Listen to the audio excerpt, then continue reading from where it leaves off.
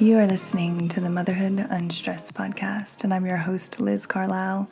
Thank you so much for tuning in. I am so glad you're here, as always. And if this is the first time that you've ever tuned in, welcome. I'm so glad that you found the show. Now, for many kids, school generates stress and challenges beyond studying for tests and doing homework, especially when those kids have conditions like ADHD or other sensory processing disorders. Now, in this episode, we are diving into the world of twice exceptional kids. These are kids who are intellectually gifted while simultaneously having learning differences like ADHD. Now, my guest is Julie Skolnick, and she's not just an expert, but a parent to 3 twice exceptional children. And through her service, With Understanding Comes Calm, she has supported and guided thousands facing similar journeys. And her new book, Gifted and Distractible, unveils the unique challenges these remarkable kids face while providing strength-based, hands-on strategies for their success. In this episode, we're exploring her Cycle for Success framework, which demystifies the why behind challenging behaviors while emphasizing interventions that support the whole child. Now, Julie is sharing insights on morning and bedtime power struggles, homework stress, understanding quote-unquote bad behavior, identifying triggers, and becoming an advocate for your child with their teachers. Now, my hope is that this episode helps you work with, not against your child, how to create effective routines, and how to navigate the educational landscape with confidence. I mean, like every episode that I put out, it's heavy into the educational space. My goal is that it equips you with the knowledge that you can then turn around and use almost as quickly as today. Like what she's sharing, you can use today to improve your life, to improve the life of your child. And my hope is that it creates a positive ripple effect in all of your lives.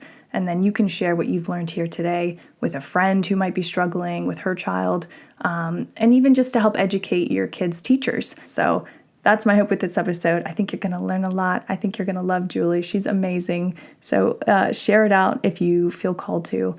And please enjoy this episode with Julie Skolnick. Well, welcome, Julie, to the show. I am so glad that you're here.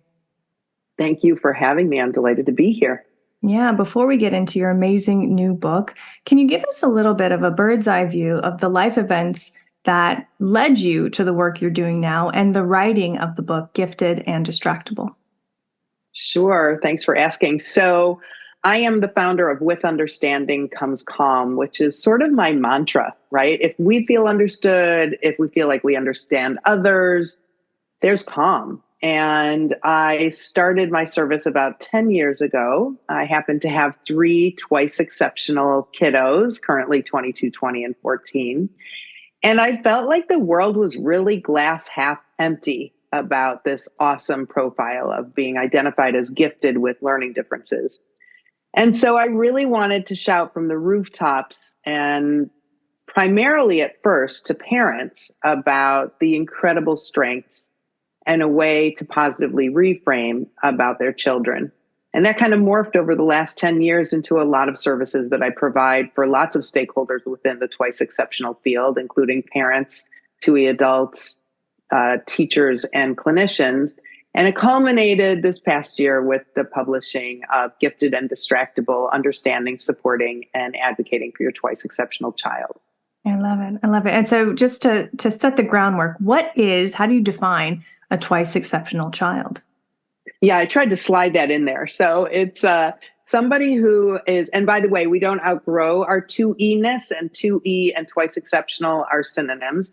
So you are identified as gifted with a learning difference or learning differences. Quite frankly, nobody's really 2E. Most people are 3, 4, 5, 10E, but there are different learning differences, anything from ADHD to autism, processing speed, anxiety, social, emotional, executive functioning, all of the things, right? That represents what I call the distractible part. And then we have the gifted part, which quite frankly, Liz, is actually more misunderstood than the distractible part. Most people think gifted means smart, bright, potential, right? So when you read the book, you learn about my 3-layer cake of giftedness, where that assumption is the frosting above, around, and between all 3 layers. And it's kind of thin, that layer of frosting. But then you got these 3 big chunks of cake or characteristics, which include asynchronous development, or developing your strengths and challenges at different rates, and perfectionism, the other side of which can be anxiety, and then what's known as overexcitabilities in gifted research, but you can think of as intensities in 5 areas: intellectual, emotional, imaginational, sensual or sensory, and psychomotor. Wow, interesting. We've done shows in the past talking about hypersensitive children and how that in itself can be considered bad and negative because it is different than the norm, whatever the norm is in our culture, and how that can be looked on as bad, especially in a school setting. And I love that the work that you're doing addresses that and reframes that. Can you talk about how best to do that, especially for parents who know their children are smart, they know they're capable, but they're getting these messages, especially from school and society, that they're just not fitting in, they're just not right? I love this question. So actually, the word overexcitability sounds, which sometimes if you research it, it's also OEs, the shortcut with those 2 letters, OE for overexcitability. But actually, it was translated from Polish and should have been superstimulatabilities, which is way less negative than overexcitabilities. Yeah. And the truth of the matter is the overexcitabilities in those 5 areas can show up as an incredibly fulfilling way to organically connect to the world, right? Like you get taken away by music and tastes and textures. For sensory overexcitability, we dial up or dial down the input. And how amazing if you can eat something and identify all the flavors and spices in it, or you can listen to music and be just taken away by the vibe and the cadence and whatever it is. Intellectually overexcitable, a lot of times, and I use this example almost all the time when I talk about intellectual overexcitability, and that is that child who raises their hand incessantly or yells out the answers because they have this incredible rage to learn and curiosity. Don't we love those 2 things? But are frequently told, hey, Liz, you've asked enough questions. It's time to give Julie a turn, right? Like that's not fair. And that comes with huge assumptions and really, quite frankly, misunderstanding. Not even just not understanding, but misunderstandings. So we have to look at the flip side. We have to say, wow, that kid who's raising their hand all the time or shouting out answers, they're not trying to be the center of attention. They're not trying to hijack the class. They're just really passionate and motivated. That kid who is psychomotor overexcitable, who needs to move to learn, an incredible font of energy they have. I once during COVID had a client reach out and say, oh my gosh, Julie, the child was 9. My 9-year-old is like jogging around the dining room during class. It's really distracting. And I was like, well, bravo, high five to that kiddo who figured out what she needed to be able to attend. Sorry, teacher, if that's disruptive. Like, here's your option. Would you like the camera off? And how would you like her to connect with you to let you know that she's still with you or is answering questions? Because really, that kid wasn't running all over the house. She was staying in the room where her laptop was, where she was attending, right? So we have to look at the positive in that way. There's always a positive flip side. As Ross Greene says, kids do well if they can. So when they're not doing well, that means there's something we need to uncover. We need to don our detective hat, figure out what's the trigger, what's the problem with the environment. Instead of changing the kid, let's change the environment.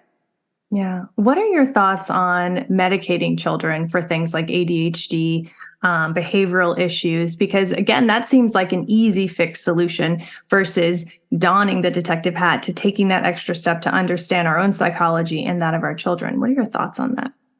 So first and foremost, disclaimer, I am not an MD or a psychologist, so my opinion is just that, an opinion. But I think the goal, first and foremost, is to teach our kids their lagging skills. So in some cases, medication can make a child more available for that learning. And if a family decides to go down that route with consulting a psychiatrist and their pediatrician, then they have to stick with it and not take vacation holidays. Like you either need medication to increase your enjoyment of life, or you need somebody to pause and have patience and teach lagging skills and see if you can learn those lagging skills in a positive, way that does not include external motivation, which does not teach skills. Yeah. It almost seems like this is really a primer, your book, for the parent or for the educator. I mean, because really that's where it starts. And our children are getting their own inner voice from what we're telling them, especially from ages 1 to 7. So when you were writing this, who was really the intended audience? Was it for the child, or was it for the parent who's going to be reframing all of these things that society has really turned a blind eye to, I feel like, until now? So I always say that I need to circle the wagons of the grownups because the kids don't have the power. So the first stop for me, there are a lot of people and professionals who work with kids. I exclusively work with grownups, whether it's a parent, a 2E adult, a teacher, or a clinician, because I'm trying to increase understanding. So the book is divided into 3 sections. The first, and it follows what I call my cycle for success. The first stop on that cycle is on deep understanding. So the first 4 chapters are all about understanding what it means to be gifted. You'll see that 3-layer cake there, understanding what the learning differences are that I see most frequently coexistent with giftedness. Then the second section is 200 pages of strategies, literally strategies to positively reframe, to anticipate. In fact, it actually follows my acronym that I've trademarked, which is PRAISE, which stands for 6 categories of strategies. Personal connection. How do we make a personal connection with a kid who is challenging, who triggers me, myself, as a parent or a teacher, right? Personal connection, reframe. How do we reframe all the behavior to see the positives and the strengths? This kid is actually working hard. Personal connection, reframe, anticipate. Right now, audience, you're sitting there thinking about the times when it's tough.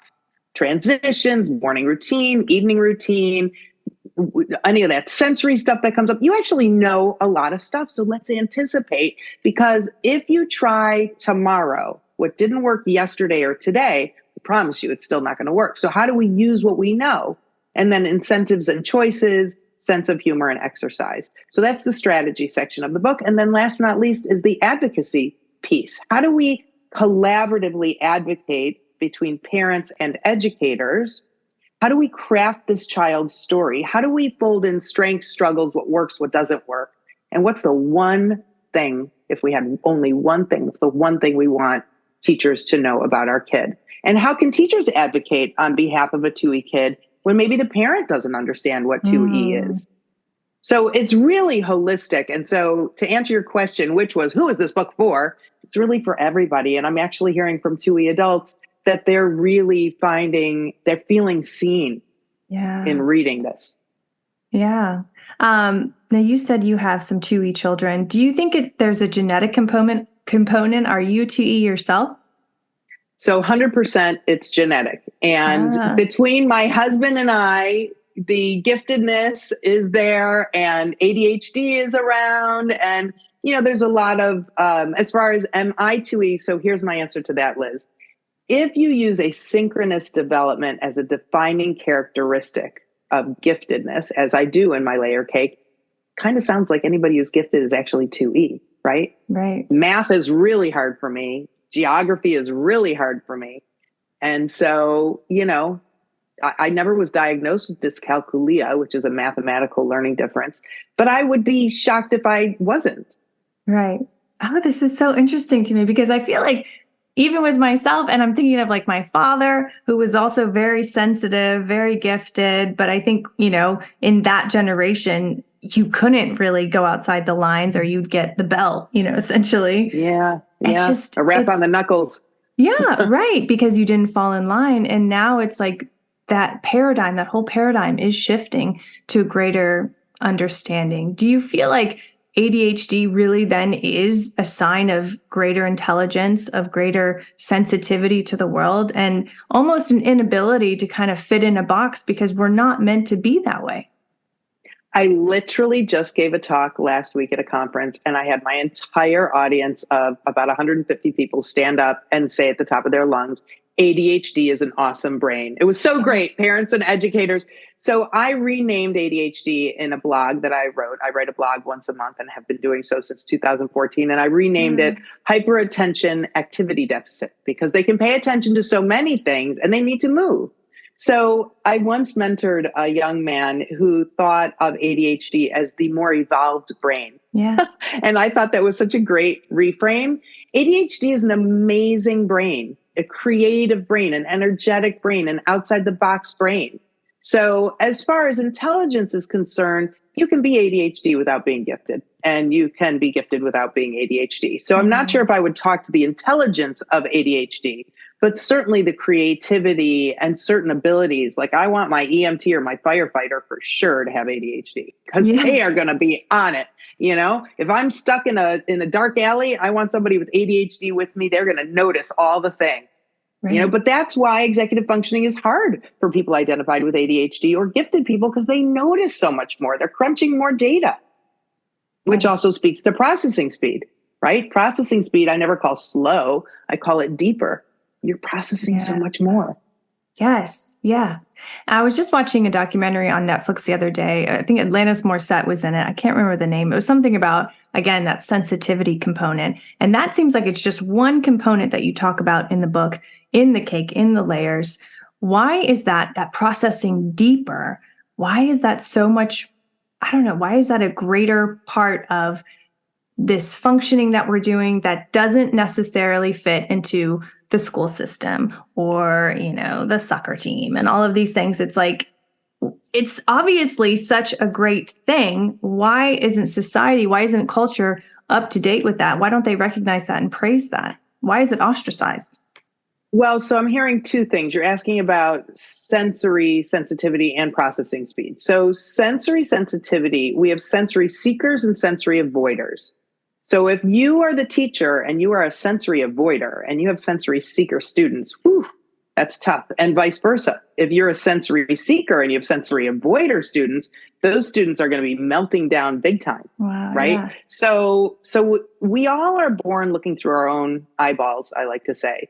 And it's hard for us to understand. It's hard for gifted kids to look around and be like, wow, why aren't you all so worried about what's happening on the planet? Why is this not like in your forefront all the time? Or why are you not interested in every single thing there is to know about the planets or sharks or the environment, right? Like it's hard to get to understand another person's perspective. And I think that actually answers your question, Liz, because what's unfamiliar for us and for all humans tends to be a threat as opposed to a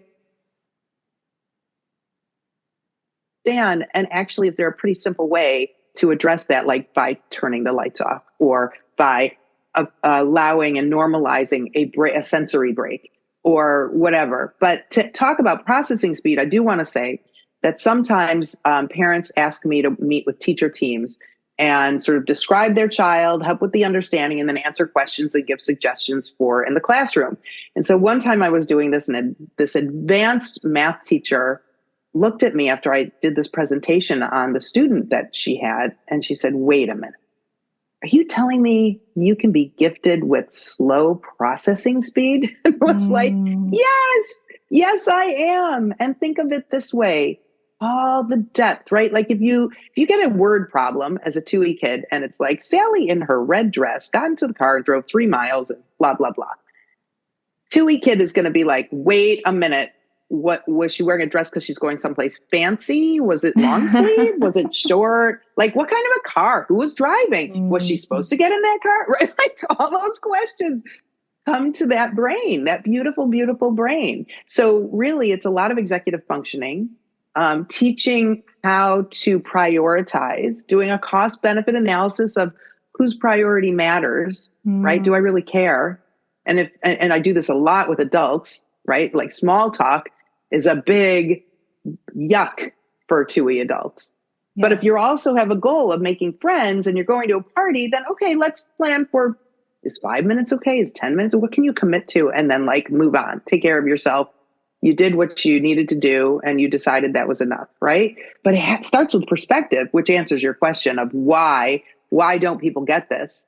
Because they are looking through their own experience.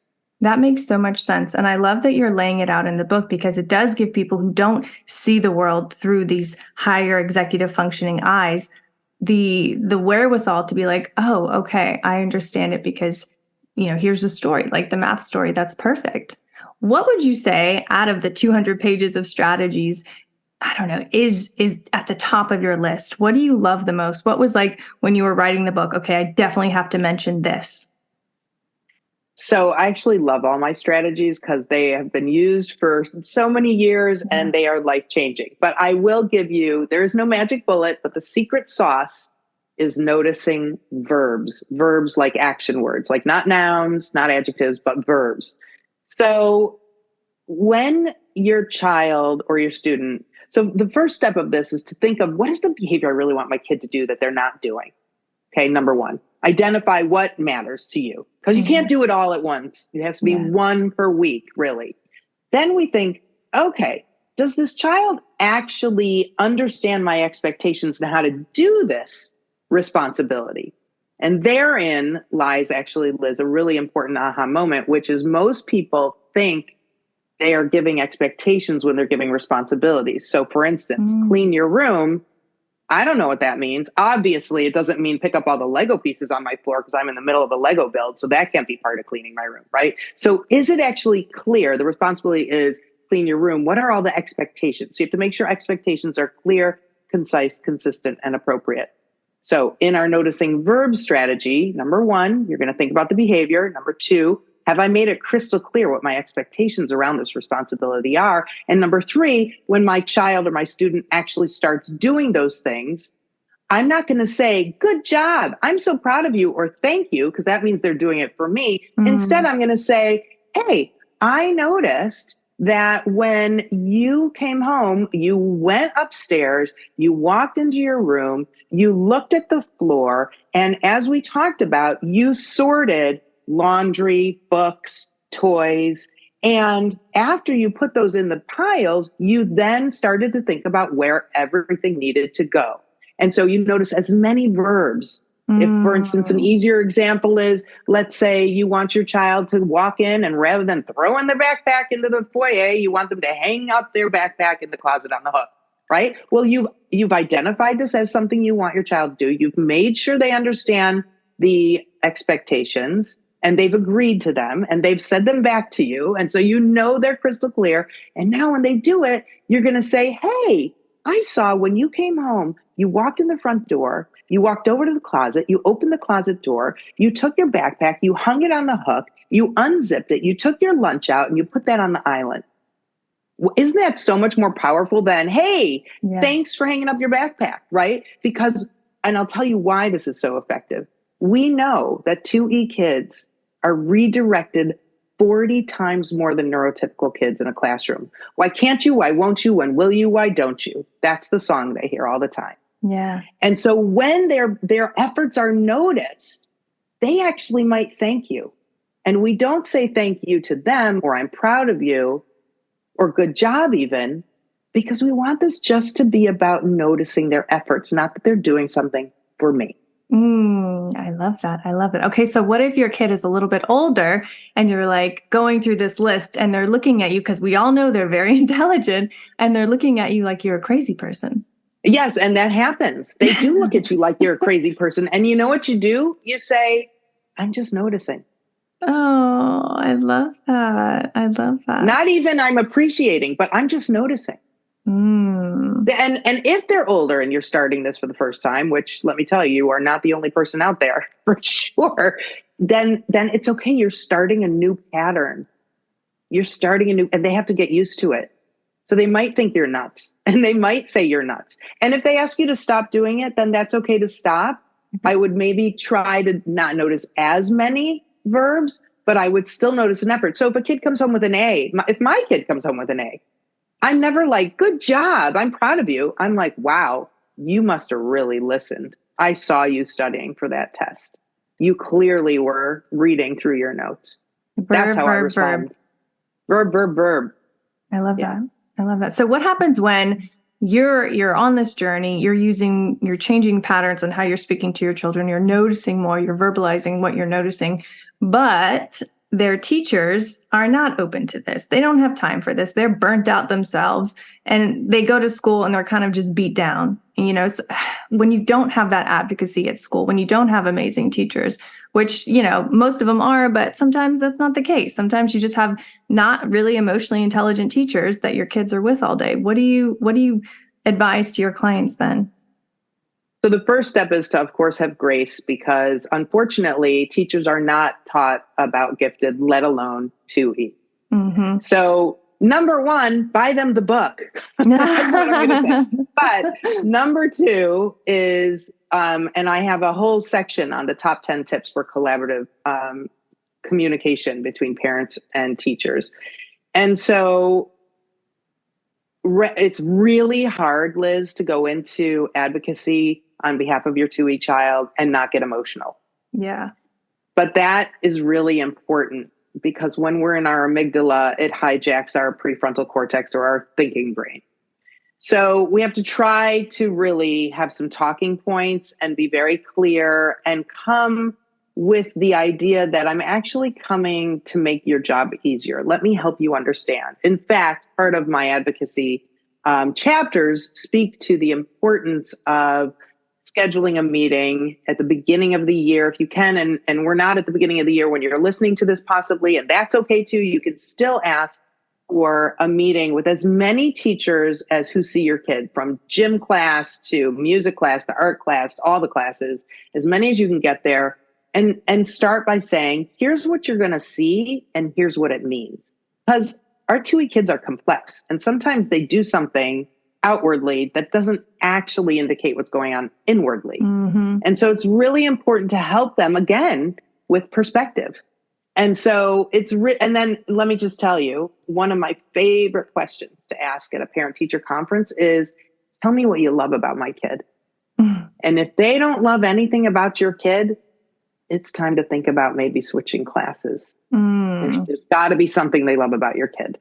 Otherwise, your kid feels that. Yes. Now, that may not be realistic in all situations, in which case you have to start thinking about, how can I build up this kid's self-confidence in the best way? And as a parent, that's hard, because they think that we have to do that because we're their parents.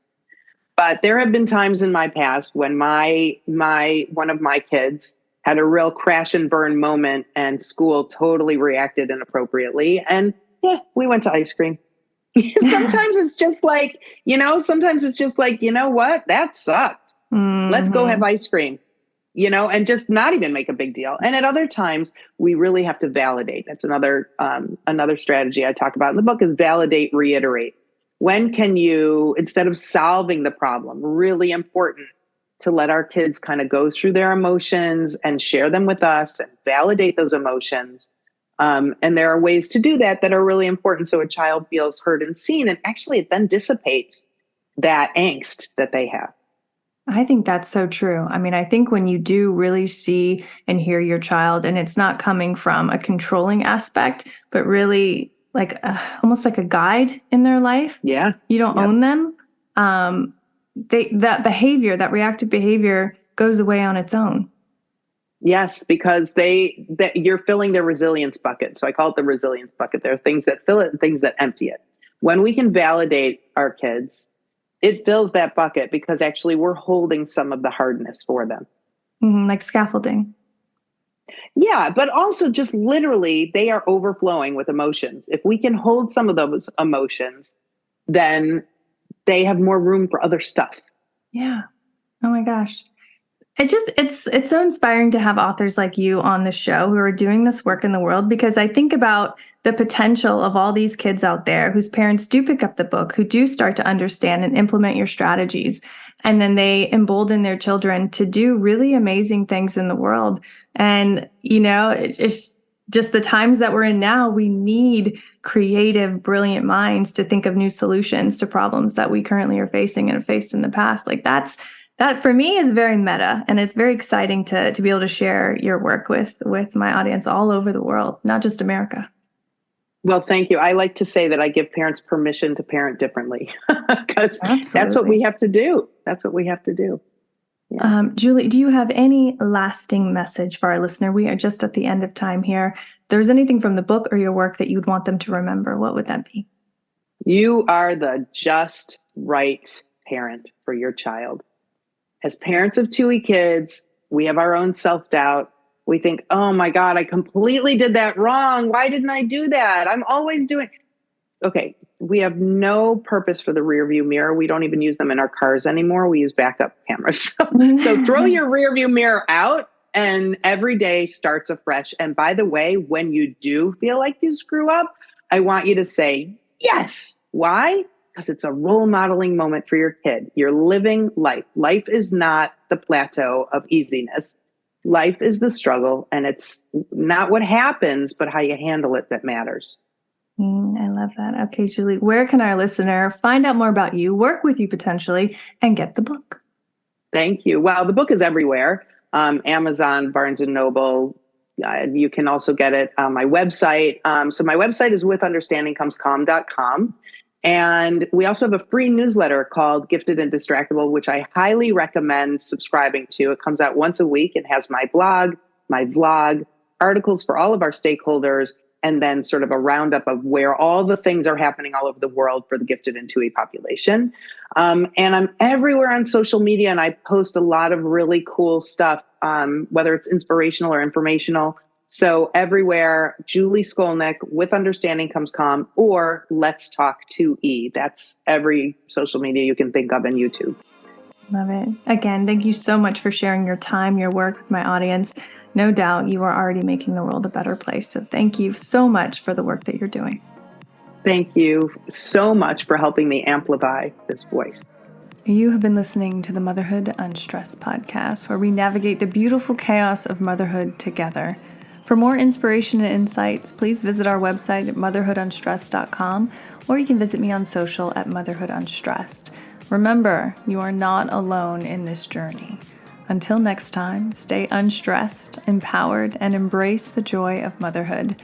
Take care, and I'll catch you on the next episode.